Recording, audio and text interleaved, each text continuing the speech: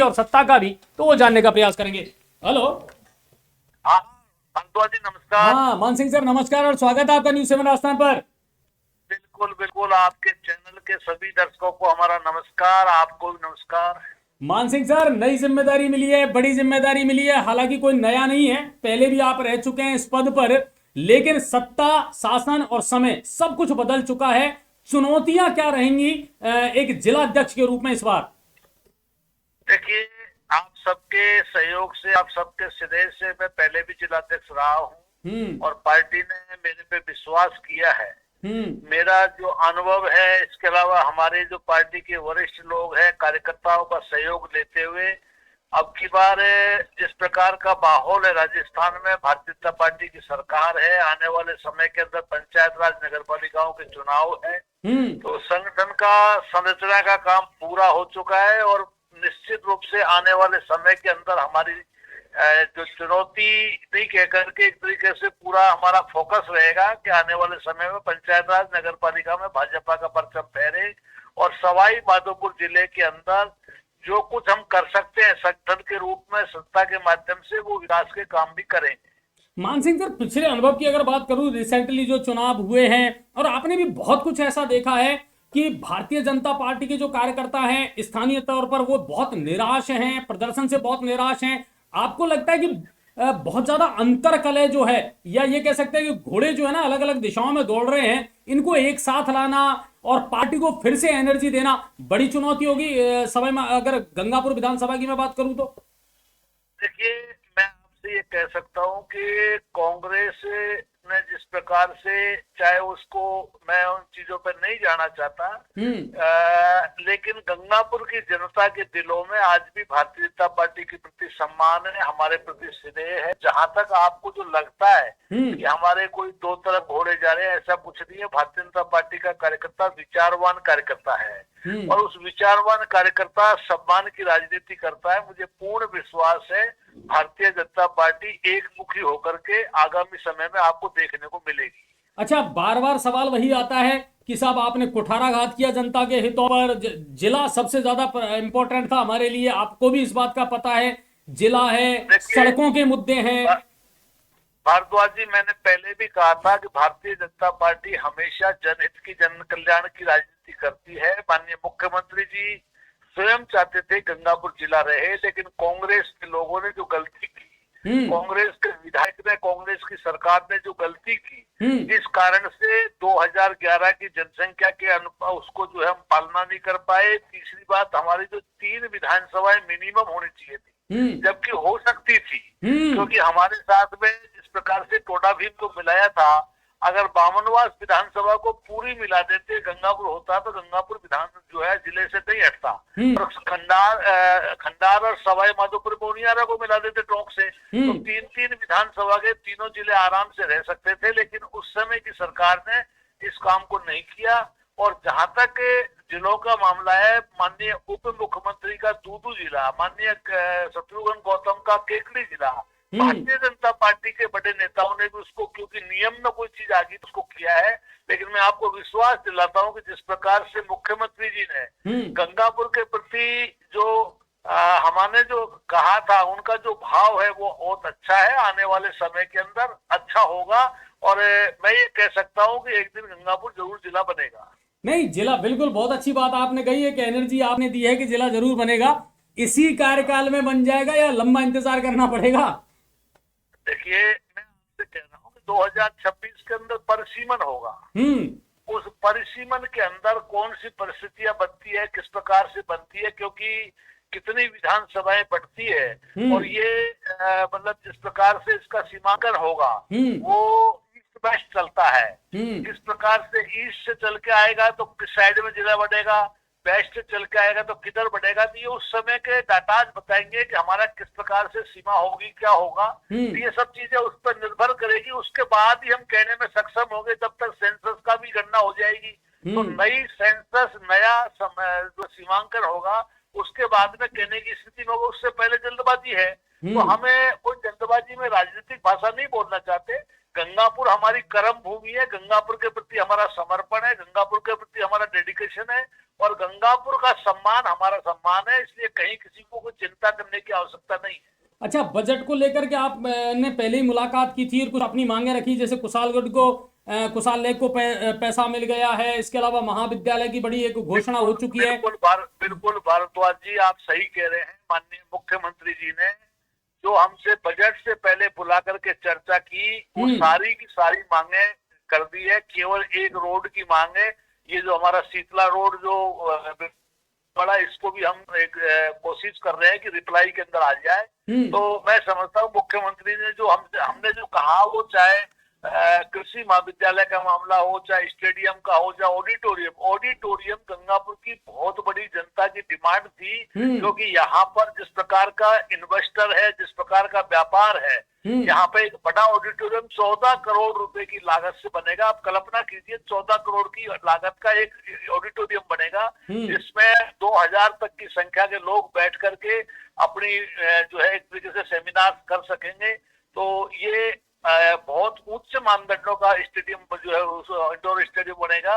और सारी चीजें, चाहे बिजली का मामला हो, चाहे हमारा इसका जो रोडवेज का बस स्टैंड है, काफी लंबे समय से ट्रैफिक की समस्या है, लोग परेशान है, वो भी हमको मिलेगा। और कुशाल लेक का मामला आप देखते हो कि 5 साल में कांग्रेस ने जो रामकेश जी ने 1 रुपए का प्रयास नहीं किया। कुशाल लेक वहां का वहीं पड़ा है, गंगापुर की पार्किंग वहां की वहीं पड़ी है। पंचायतों के लिए जिस प्रकार ओपन जिम का पैसा दिया गया है, प्रत्येक खिलाड़ी को गांव के अंदर भी ओपन जिम का लाभ मिलेगा। मैं समझता हूँ माननीय मुख्यमंत्री जी ने और केंद्र ने जो 12 लाख रुपए तक की इनकम को जो इनकम टैक्स फ्री किया है, मैं समझता हूँ वर्ल्ड का पहला देश है भारत जहां मिडिल क्लास के लोगों को इतना बड़ा सुविधा देने का काम किया है। तो हम लोग, मैं कह सकता हूँ माननीय प्रधानमंत्री के नेतृत्व में, माननीय भजनलाल जी के नेतृत्व में राजस्थान विकास की ओर बढ़ रहा है और आगे बढ़ेगा।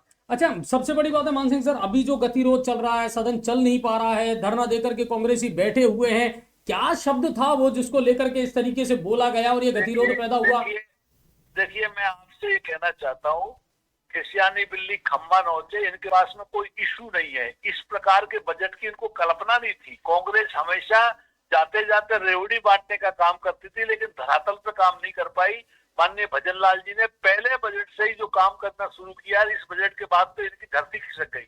अब ये इधर उधर की बातें करके केवल कोई दादी शब्द कह दिया तो भाई इसमें कौन सी गलती होगी? इंदिरा गांधी जब तुम पार्टी के नेता हो तो तुम्हारी दादी होगी, इसमें क्या होगा? दादी बाबा कहना कोई अपमाननीय शब्द तो है नहीं। दादी बाबा तो हमारी राजस्थान की संस्कृति का शब्द है, तो उसमें कोई बड़ा शब्द क्या हो गया? उसमें कह भी दिया तो क्या हो गया भाई, तुम्हारी दादी तो हाँ, तो दादी रहेगी, कौन सा फर्क पड़ गया उसमें? कौन नहीं कहता है।